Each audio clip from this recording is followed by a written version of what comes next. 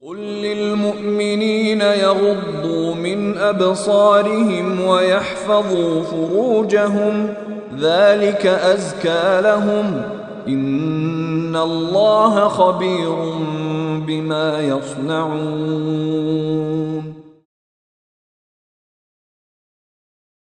تقال العثار العظام به ويغدو الهوى ككبش ذبيح بذكر الإله. Don't gawk at things. Na'im. They say غض na'im. Nabatun غض when a plant is growing and it's soft. So keep a soft eye. In other words, don't like stare like that. Have a calm look anyway. Now are women mentioned? No. So what is Allah talking about? Allah is not just talking about looking at women. He's talking about the way you look. The way you look at stuff.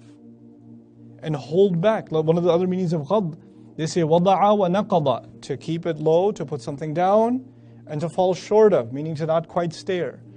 The Prophet ﷺ's example of walking with purpose, walking straight, there are tourists who are like, يَغُضُّ. People of Iman, they have somewhere to go, they're just going there. Because you don't know what you might look at. You know how our kids say, just looking? Just looking.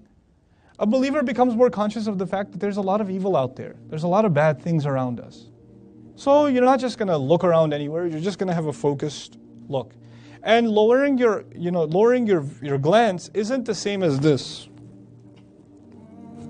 Because you're going to run into people.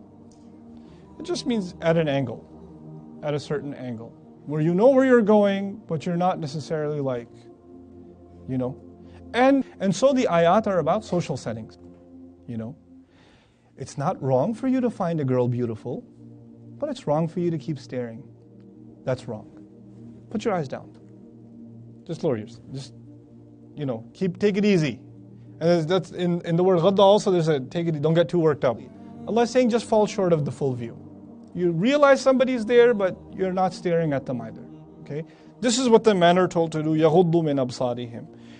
And then the very next thing that's tied to that is وَيَحْفَظُوا فُرُوجَهُمْ, and they should guard their privates. In other words, they shouldn't commit the act of zina. They should guard their privates. What is the connection? The connection is if you can't control what you see, you won't be able to control what you do. They're directly tied to each other. I mean, there are psychology studies on this now that are up to wazoo. How images directly lead to behaviors. Especially sexually charged images of attraction. How they can lead to behaviors. And it's not a mystery to anybody who knows even basic psychology. وَيَحْفَظُوا فُرُوجَهُمْ. They better watch it. Allah didn't say, watch your eyes, because after eyes, you're going to go make some small talk and accidentally bump into somebody. Watch your eyes, because you're going to go over and just say, Assalamu alaikum. Are you from Dallas?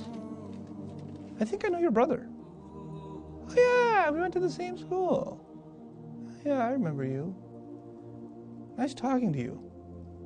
No. And then you just kind of see her on Facebook and send a message, hey, how's your brother? You don't really mean how's your brother, but you send it to her anyway, how's your brother? And she says, he's fine. And how are you? Allah's not going to spell all of that out for you. How come I don't cry when I make dua? How come I'm spiritually dead or paralyzed? Why is that? Well, maybe the answer is in your eyes. Maybe it's what you allow yourself to see. See, when you eat something, there are physical consequences. Right? When you smell something, you can immediately smell if it's good or bad. When you see something, you don't feel the consequences inside of you. You just see it and you don't think there's any damage. This يَغُضُّ مِنْ أَبْصَارِهِمْ, it's very telling about the kinds of things you will allow yourselves to watch. Not just even physically, when you're walking down the mall, in the store, or when you're on campus, or when you're, in the elevator or wherever, but also what you're watching on your phones. What kind of movies you're watching? What are you allowing your eyes to be exposed to?